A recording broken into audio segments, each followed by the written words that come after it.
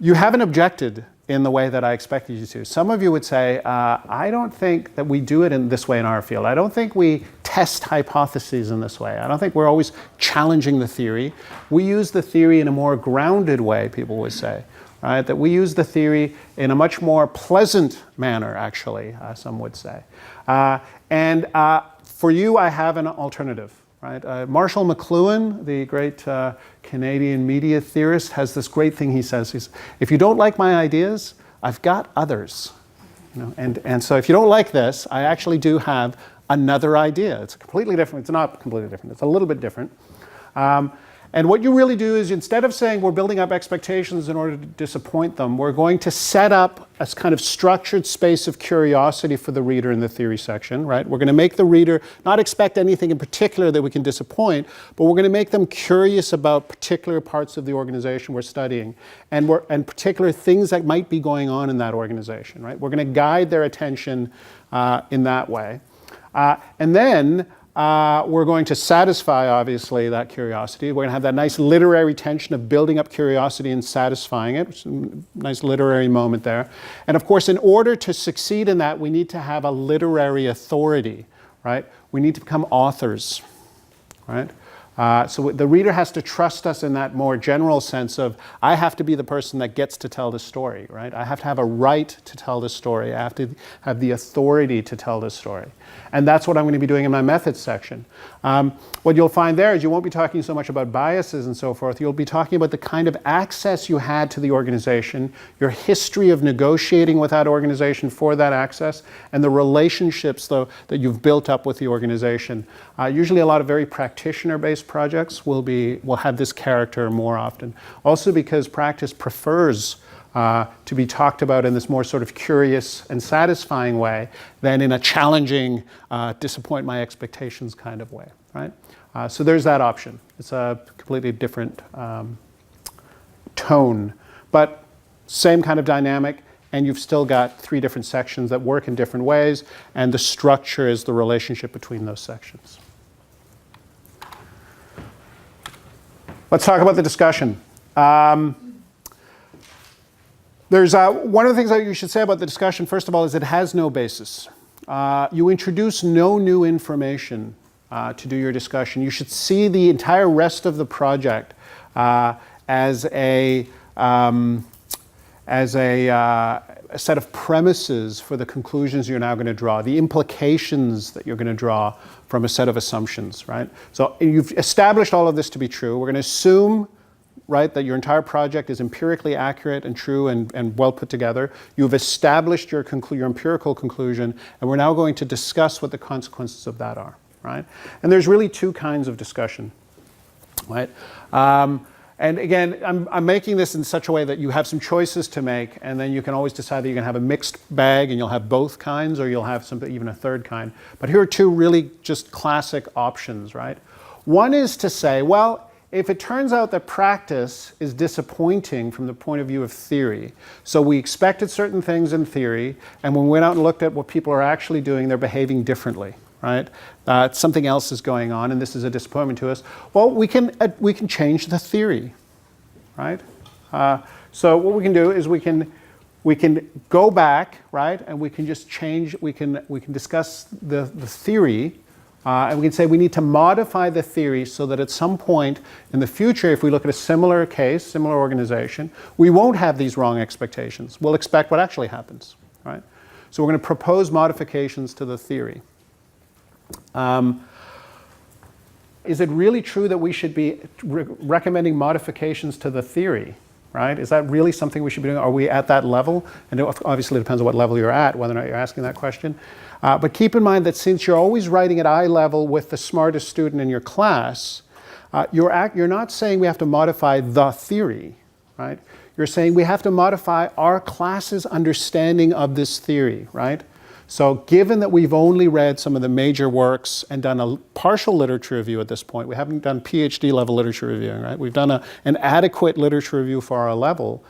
We've got a certain understanding of this theory. Once we introduce some empirical data, that theory, right? Our working understanding of the theory is challenged. And it's fine to pretend like, oh, that was the theory, and then just to recommend recommendations to that, right? Modifications to that. Because then what'll happen is you'll show that you can, after you've read something, you can go out into the world and look at it, and that can change your mind about what you would have expected for next time, right? Does that make sense? And so it's, don't think I have to be as smart as Carl Weick in order to challenge him, right? You just have to be as smart as my cohort's reading of Carl Weick, right? In order to challenge that reading.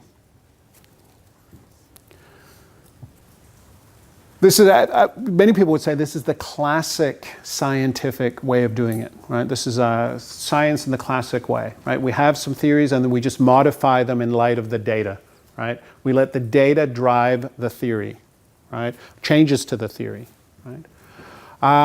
Some of you are probably doing economics, is that right? Some of you, hopefully. So you'll know that in economics, it's sometimes a little bit different. They have these wonderful theories in economics that are pristine and pure, and were, as it were, handed down from above. Theories about price formation on markets, for example, right?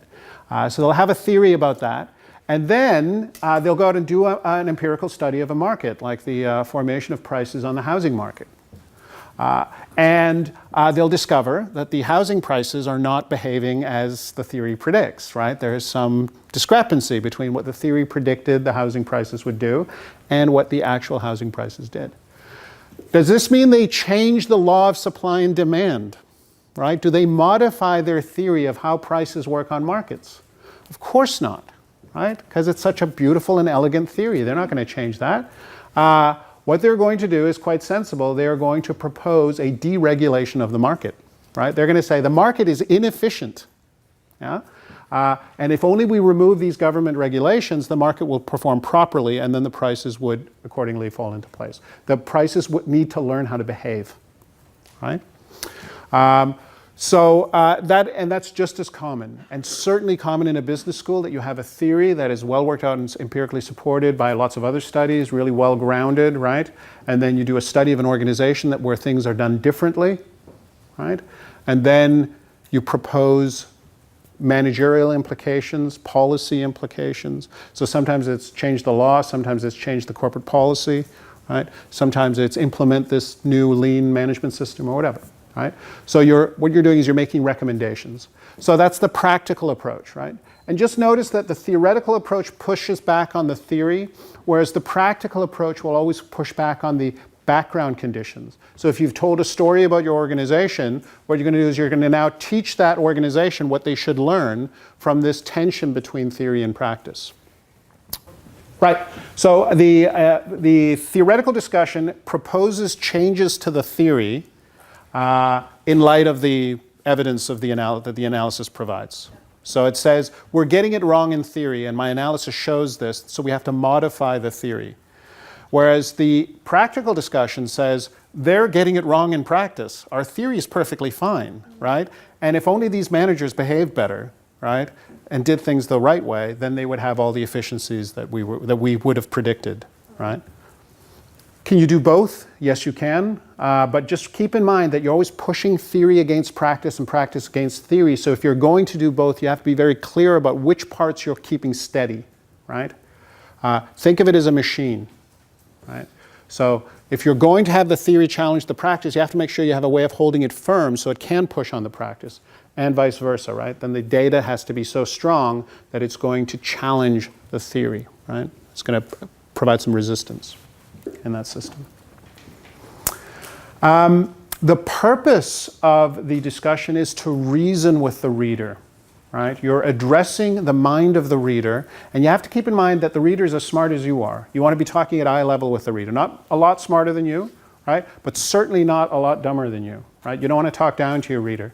So you're really coming up with conclusions, implications that the reader themselves could have come up with, right? Just didn't bother because they were thinking about other things, right?